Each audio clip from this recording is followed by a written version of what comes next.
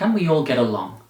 That is the question that was asked in 1992 by Rodney King, a black man who a year earlier had been beaten almost to death by 4 white police officers. It's also the question that moral psychologist at the University of Virginia, Jonathan Haidt, uses to open his 2012 book, The Righteous Mind: Why Good People Are Divided by Politics and Religion. The book is an exploration of morality from its origins to its practice today, and in this video I'm hoping to take you through the key lessons I learned from it, as well as a general summary. So let's dive straight in. The first thing I learned from the book is that our actions and beliefs often stem directly from intuitions, with reason coming along afterwards and making post hoc justifications for those beliefs and actions. Whilst we think that our judgments are often based on reason, the truth is actually that reason usually comes along after we've already made those judgments based on intuition. This is Haidt's first principle of moral psychology. Intuitions come first, strategic reasoning second. To demonstrate this principle, Haidt uses a metaphor of a rider on an elephant.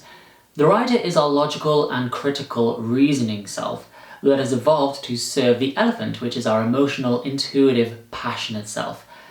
Haidt agrees with Scottish philosopher David Hume, who said that reason is, and ought only to be, slave of the passions. Although Haidt does say that slave might be taking a little bit too far. Our elephants are our automatic processes, but they aren't dumb or despotic, and they can be influenced by reason if the reason is presented in a really encouraging and friendly way, in a really nice conversation with somebody, or maybe a nice emotional film or novel. Elephants are our emotional and intuitive selves that are moving towards or away from things in the environment almost instantaneously, whereas our reason, our rider, is our illogical self that comes along afterwards to make justifications for why our elephant has behaved that way in the first place. Kind of like a lawyer defending a client. Reasoning can, and pretty much always does, take us to any conclusion we like, because the question, can I believe it, can almost always be answered yes, whereas the question, must I believe it, can pretty much always be answered no. This is what Haidt calls his social intuitionist model, and as you can see here, reason comes along after the judgment has already been made, based on intuition. Sometimes reason can influence the intuition, sometimes social pressure can influence the intuition, but usually the intuition just makes a judgment all by itself without input from other sources. The second thing I took from this book is just how weird I am, and also how weird you are. Weird is an acronym that represents people who are westernized, educated, industrialized, rich and democratic, and these people tend to be statistical outliers when you want to make generalizations about human nature. Weird people tend to have a narrower view of morality that is often limited to the ethic of autonomy, which is basically concerned with individuals committing harm on other individuals. But according to the model by Richard Swader that Haidt is using here, there are 2 other ethics that we need to consider. The first is the ethic of community, which basically says that human beings are first and foremost parts of a larger group of people. This could be nations, tribes, families, and that everybody has an obligation to play their part in the group that is actually bigger than the sum of its parts.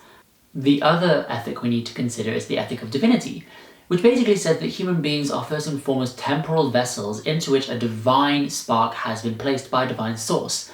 Your body is a temple, and to treat it in any other way is immoral and sacrilege.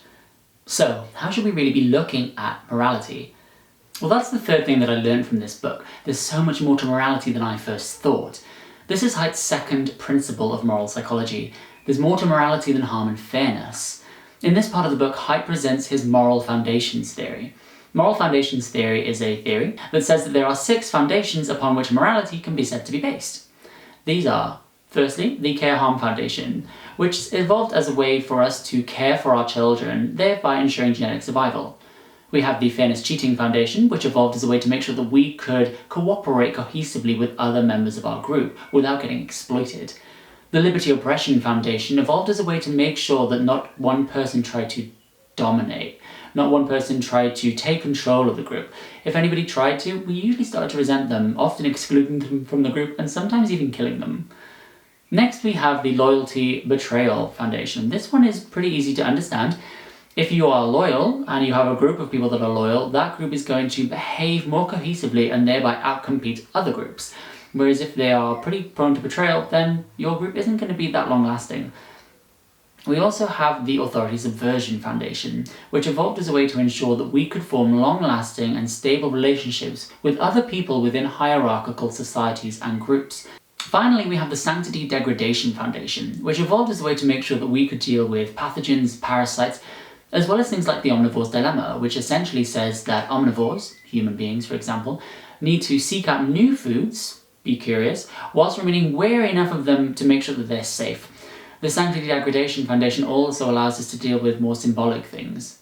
Haidt brings forth research that shows that the left are only really good at engaging with the first three of those foundations: the Care Harm Foundation, the Fairness Cheating Foundation, and the Liberty Oppression Foundation, whereas the right are pretty good at engaging with all six of the moral foundations, although Haidt does point out that the left do engage with the Care Harm and Fairness Cheating Foundations in a stronger way than the right. Haidt terms this the conservative advantage, and if you look at the political landscape of the US and the UK since World War II, it's pretty easy to see in action. In the UK since 1945, we've had 30 years of Labour government and 45 years of a Conservative government. In the US it's slightly less. We've had 35 years of a Democratic president and 40 years of a Republican president. Haidt concludes that, as Darwin theorised back in the day, our morality stemmed as a response to adaptive challenges that we face as we were evolving, and that our morality is partially innate within us. Haidt uses a metaphor that we are 90% chimp and 10% bee. Essentially what Haidt is saying here is that yes, we do have our selfish genes that force us to compete with members of our own group for the best resources, the best mate, what have you. But that we also are 10% bee, which means that we are really good when we need to at working cohesively and cooperatively with our group so that we can outcompete the other group. Because if we outcompete the other group, that means everybody in our group are going to be able to pass on their genetic material to the next generation. Haidt produces the first part of the new atheism story, the hypersensitive agency detection device, which is essentially a device that we have in us that allows us to see agency when it isn't there. Like when we see faces in clouds, we don't really see clouds in faces. The theory goes that we evolved this device because it's better to err on the side of caution when we're evolving. It's better to think that there's a lion and respond accordingly, even if it's just some twigs, than wait and make sure that it's a lion, because by then it's too late and you've been eaten. It is this evolutionary adaptation to see agency when it isn't there that allows us to believe in the superstitious, and therefore the new atheists say, religion has never really given anything of inherent value to the people that believe in it. Haidt suggests something different, and whilst he begins with the hypersensitive agency detection device, he then goes down a different road. The new atheists are much more dismissive in the next part of the story, but Haidt suggests that actually religion really offered something of real benefit to the people who believed. It allowed them to behave a lot more cooperatively together. You don't need a social psychologist to tell you that people will behave more ethically when they think they're being watched, and that they might actually behave a little bit more unethically when they think they aren't being seen. Essentially, religion produced in its adherents cooperative behaviours that were beneficial for the entire group, because those groups would outcompete their less religious counterparts. It was the ideas that spread, not the genes. And so we arrive at Haidt's functionalist definition of morality, or moral systems. Moral systems are interlocking sets of values, virtues, norms, practices, identities, institutions, technologies, and evolved psychological mechanisms that work together to suppress or regulate self-interest and make cooperative societies possible. Essentially, morality is here to help us work better together so we can outcompete other groups of people. So, how can we apply this knowledge? Well, Haidt starts looking at politics. Haidt gives us a very simple definition of ideology, a set of beliefs about the way that society should be run and how we can achieve that. In 1789, at the French Assembly, people who wanted to change the present order sat on the left, and those that wanted to preserve the present order sat on the right. And since that day, the terms left and right have been used ever since. Political alignment tends to be based on personality. Those on the left are usually a little more open to experience and insensitive to threat detection, whereas those on the right tend to have the opposite qualities. However, this doesn't mean you're destined to vote Labour or Conservative, only predisposed. But the way in which you interact with your environment as you grow up, the influences from your peers, parents, school, can all have profound impacts on your predispositions. This brings me to the fourth thing that I learned from Haidt's book, which is that our morality and our pursuit of it tends to blind us to the perspectives of other people. Haidt argues that those on the left have a fundamental blind spot in that they are unable to see that whilst qualities like self-expression over conformity and tolerance over loyalty might seem appealing, They do have a habit of reducing moral capital, which is the degree to which a community possesses interlocking sets of values, virtues, norms, practices, identities, institutions, and technologies that match well with evolved psychological mechanisms and thereby enable the community to suppress or regulate selfishness and make cooperation possible. Haidt argues that whilst liberalism has done a lot to bring about freedom and equality for many, many people, it sometimes tries to change too much too quickly, inadvertently reducing moral capital and sometimes making things worse rather than better. Whereas Haidt goes on to argue that those on the right are usually pretty good at preserving moral capital, note the distinction between moral capital as defined by Haidt and what is actually moral, they often have a habit of not noticing when the neediest in our communities are left behind, when certain minorities are excluded, and they're also not very good at suppressing powerful interest groups. Often these minorities, these groups of people, can be excluded for the sake of preserving moral capital.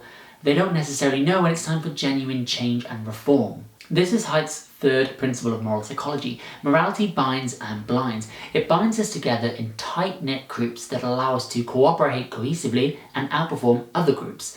But it tends to blind us to the perspective of those other groups as well, and we don't really know how to engage with their opinions. We all have a habit as social creatures of getting sucked into moral tribes. We're social creatures, we want to connect with people, and often these tribes are based around a shared morality. We all have a habit of circling around sacred values and then creating post hoc justifications as to why we have those values. These are our riders justifying the behaviour of our collective elephants. We create these arguments to justify why we're right and why the other people are wrong, focusing on the other team's blind spot whilst often completely ignoring our own.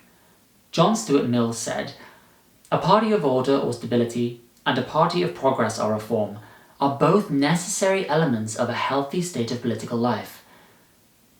What are we not seeing about the other side's argument? This is my main takeaway from The Righteous Mind. It's a call for openness, a call for discussion, a call to try and understand the other side's perspective, even if you continue to disagree. Because otherwise, we're not going to have any chance at healing the divide that is currently tearing our world apart. Partisanship is ever on the rise, and we can see this in news, the media, social media, and in increasingly tribal support rallies. The advent of social media has allowed us to continue to create ever more insular echo chambers that focus on our opinions whilst excluding anybody who dares to question us or present an alternative perspective. We are continually ignoring what other people have to say, trying to preserve our moral righteousness. Former US President Barack Obama says in a video, which I'll link below, that the people you're fighting probably really love their kids, and they're trying to do what they think is best. The world isn't as black and white as you might like to think. From the language we use to the behaviour we exhibit, we are continually scaring away the elephants of other people, thereby ensuring that any chance of a constructive conversation is destroyed. If we were to pause, to open ourselves up to listen to what somebody else has to say, we might learn something. We might teach somebody something. We might understand something from somebody else's perspective, even if we continue to disagree. And as Natalie Wynn from ContraPoint says, we need to give people the room to grow. I haven't been able to go into as much detail with this book as I'd like because it really is paradigm shifting and there's a lot to it. For anybody who's looking to change their perspective on the world, this is one of the books that I would definitely recommend. And I think that in these really bizarre and strange times, it really can offer us the lessons to become agents for change. If you do get the book and you read it, let me know what you think in the comments below. Let me know what you think of this video in the comments below. Give this video a like, subscribe, and if there's anybody you think really would benefit from the information in this video and in this book, then please by all means feel free to share that video with them.